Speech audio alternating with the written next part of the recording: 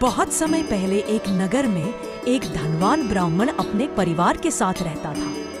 वह बहुत पुण्यात्मा था और हर गुरुवार को व्रत करता, भगवान विष्णु और देवगुरु बृहस्पति की पूजा करता।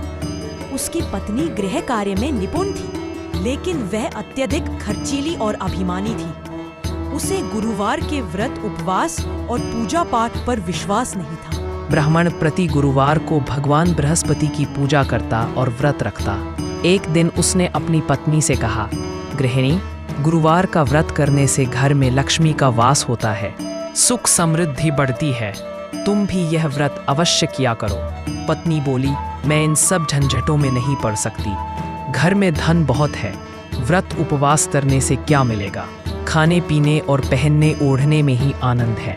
पति ने बहुत समझाया, परंतु वह न मानी और उसने बृहस्पति देव के व्रत की निंदा भी कर दी। देवगुरु बृहस्पति इससे रुष्ट हो गए। उनके क्रोध से घर की लक्ष्मी रूठ गई। धीरे धीरे सब धन धान्य समाप्त हो गया। नौकर चाकर चले गए। घर में अन्न का एक दाना भी न बचा। निर्धन होकर ब्राह्मण नगर छोड़ चला गया। ब्राह्मण की पत्नी भटकती फिरती भूखी प्यासी इधर उधर घूमने लगी। एक दिन उसे रास्ते में एक साध्वी मिली।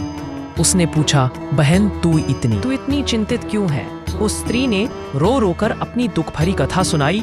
साध्वी ने कहा, बहन, ये सब तेरे द्वारा बृहस्पति देव की निंदा करने का फल है। यदि तू श्रद्धा और भक्ति से गुरुवार का व्रत आरंभ कर दे तो तेरे सभी कष्ट दूर हो जाएंगे और घर में पुनः सुख समृद्धि लौट आएगी।